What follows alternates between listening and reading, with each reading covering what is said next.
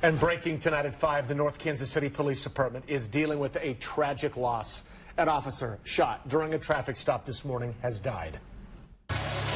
Live breaking news from KCTV5. Thank you for joining us tonight here for your news at 5 o'clock. I'm Carolyn Long. And I'm Brad Stevens. Around 2:30 this afternoon, we got the heartbreaking news that Officer Daniel Vasquez did not survive. He is the first North Kansas City police officer to die in the line of duty. The 32-year-old had been with the department for just 2 years. And we have continuing team coverage for you tonight.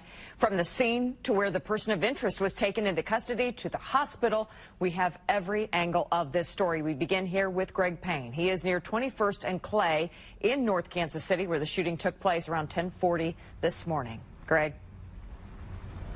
Carolyn, Carolyn and Brad, it was just a very tragic situation that occurred, and now police tell us that it all started right here in this area here in North Kansas City, and as you can see, the scene has been cleared for quite a while now, but it all took place right here in this area in North Kansas City. Police say Officer Daniel Vasquez was conducting a traffic stop on 21st and Clay in North Kansas City for a driver with expired temp tags. Police say that's when the suspect fired a gun, hitting 32-year-old North Kansas City police officer Daniel Vasquez. Vasquez was transported to North Kansas City Hospital. As Officer Vasquez fought for his life, police were searching for the suspect, who drove off. Police now have a person in custody. Meanwhile, Officer Vasquez passed away. We are told Vasquez joined the force 2 years ago and was a shining star. The chief of the department says his death is a huge blow to the community. This morning, the mayor was very emotional when talking about the incident. You know, it's turned from a sad day to a tragic day. And as I said earlier, I know the whole North Kansas City community stands behind our police force. We'll be here for the family. We'll be here for all our other employees. So please, if you need anything, reach out. Follow our social media channels.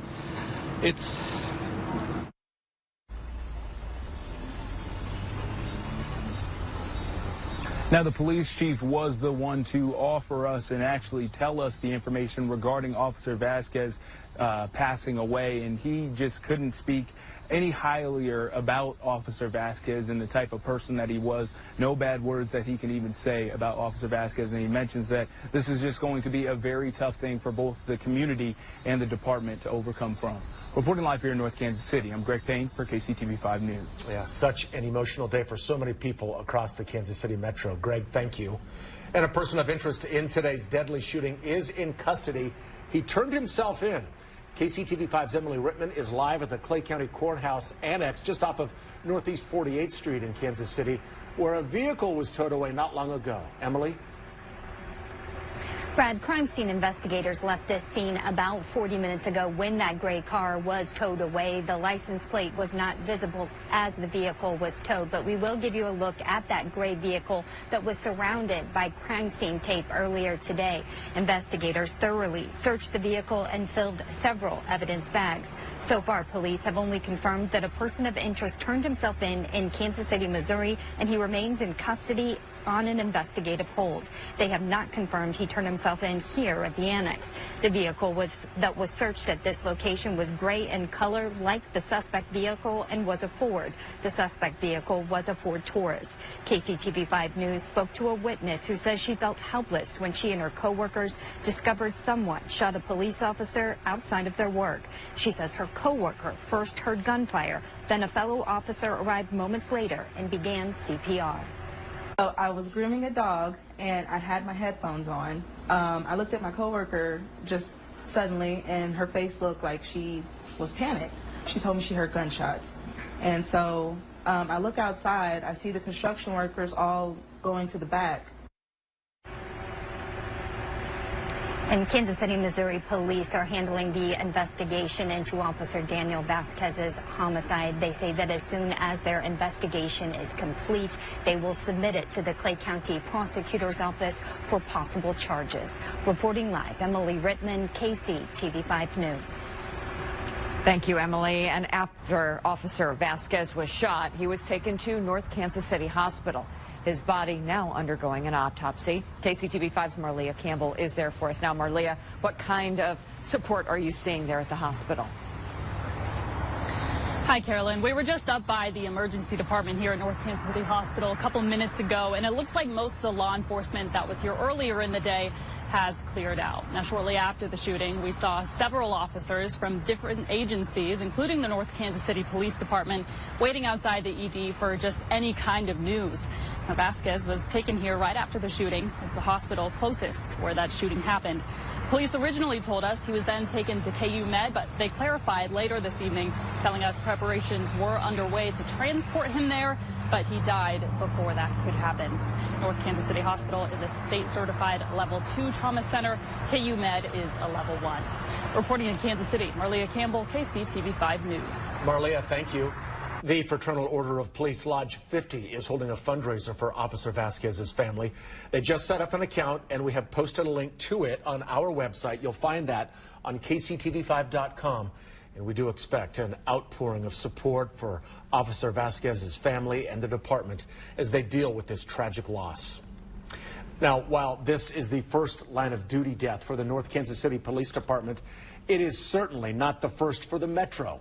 KCTV5's Betsy Webster is in our newsroom right now, where she dug through our archives for a look back at officers recently killed in the line of duty, Betsy, and sadly, there have been several over the past few years.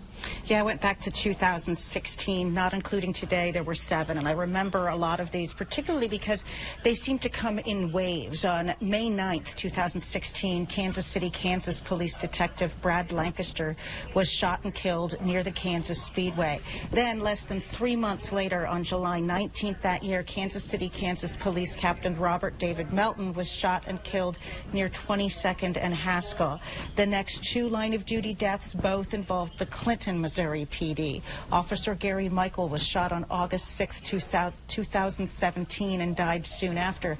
Then 7 months later, on March 6, 2018, another Clinton officer, Christopher Ryan Morton, was shot and killed. In June of 2018, the Wyandotte County Sheriff's Office lost 2 deputies in the line of duty. Both of them were shot in the same confrontation during a prisoner transport. Deputies Patrick Thomas Rohrer and Teresa Sue King died 1 day apart from each other. On May 3rd, 2020, Officer Michael Sean Mosier with the Overland Park, Kansas PD was shot and killed. And then on September 15th, 2021, Officer Blaze Madrid Evans with the Independence, Missouri Police Department was killed. For some of those departments, I remember Clinton particularly, that first death was the first line of duty death for them. For others, it was the first in decades. We did not include vehicular or COVID-related line of duty deaths in this list, just those involving gunfire. Live in the newsroom, Betsy Webster, KCTV5 News. Yeah, when you go back and you recap it like you just did, Betsy, your heart just breaks knowing all the pain and tragedy so many families and departments have been through locally. Betsy, thank you. Now, when this story broke this morning, we immediately sent out an alert to our viewers. If you haven't downloaded the KCTV5 News app, go to the App Store or Google Play Store and download it to make sure that you're getting breaking news alerts. The other big story we are following for you today is our weather. It is dangerously hot, and it comes as thousands are packing into the K for the Def Leppard concert. Right now, we want to take you there live. Let's get to our Storm Track 5 Chief Meteorologist Aaron Little now for the latest on that forecast live from Kauffman Stadium. Aaron? Yeah, one thing is the temperature, Carolyn. Another, what it feels like standing in the parking lot trying to get in for the big concert for tonight. Look this way. Come on over here. Look at all down here. How many people?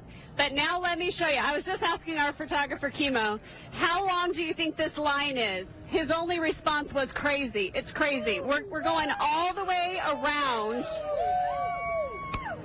I would say 500 yards of folks who are waiting with their water bottles in hand and on this hot tarmac getting ready to get into the stadium. We are in the upper 90s today, Kansas City. We verified well above normal with temperatures for this afternoon. This is a live look right now, a bird's eye view from our Carpet Corner City camera. Our current temperature here in the city in the upper 90s, just as expected, and there is no wind, no relief for everybody waiting on the parking lot right now trying to get into the stadium.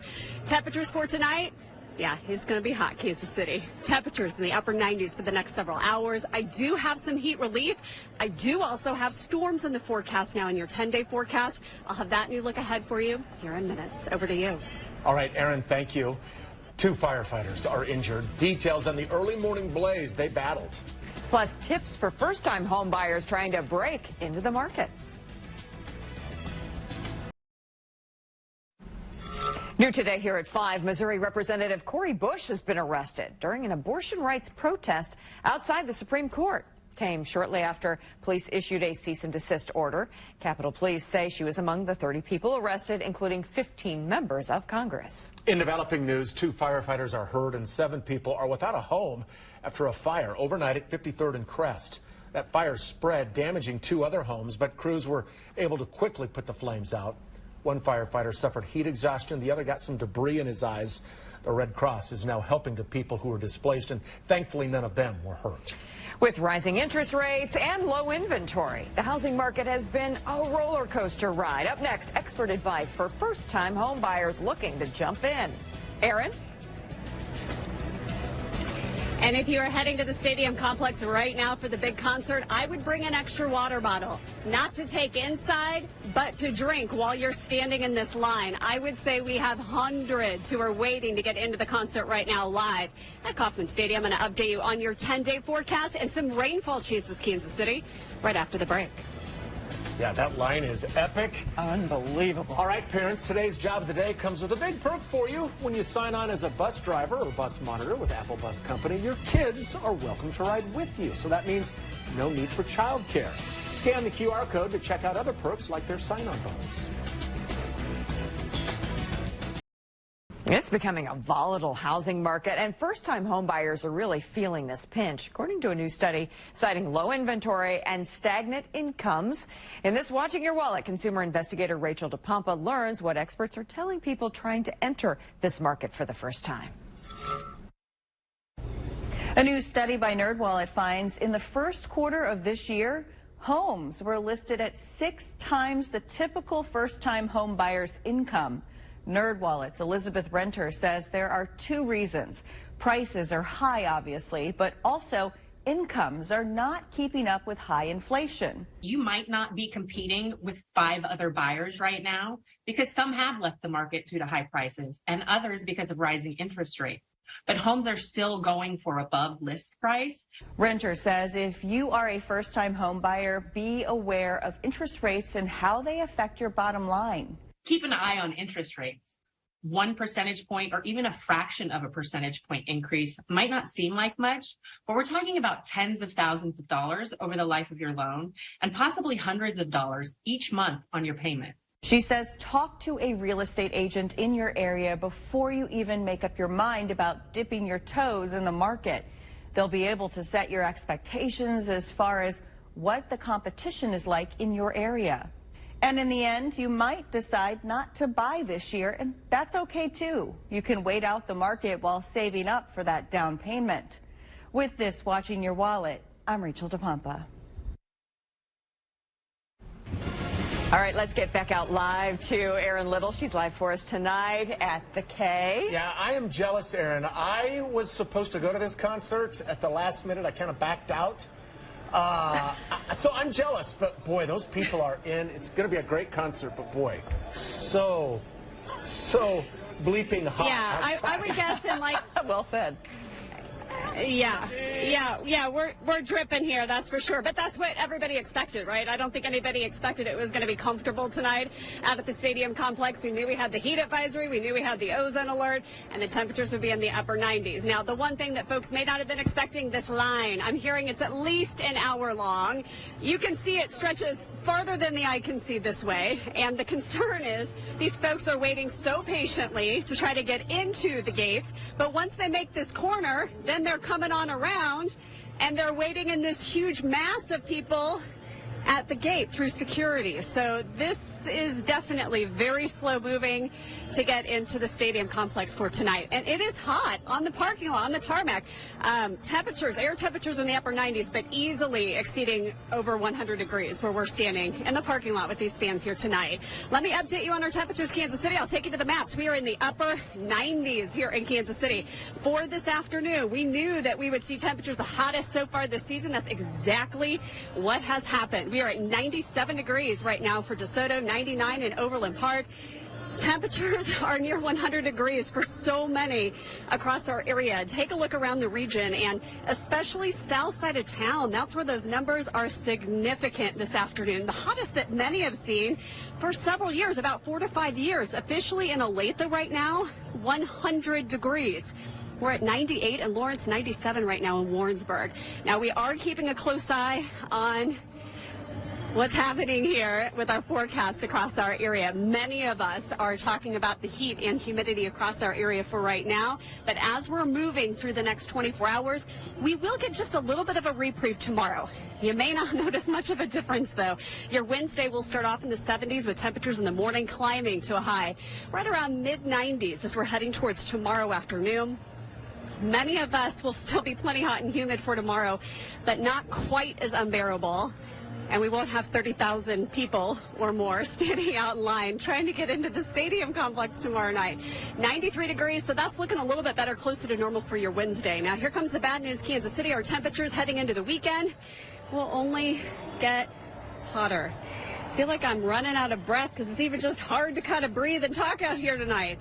Temperatures across our area for the next 5 days climbing well into the upper 90s, and we are continuing to hold on to that forecast of 100 to 102 Saturday and Sunday. Your weekend forecast, Kansas City.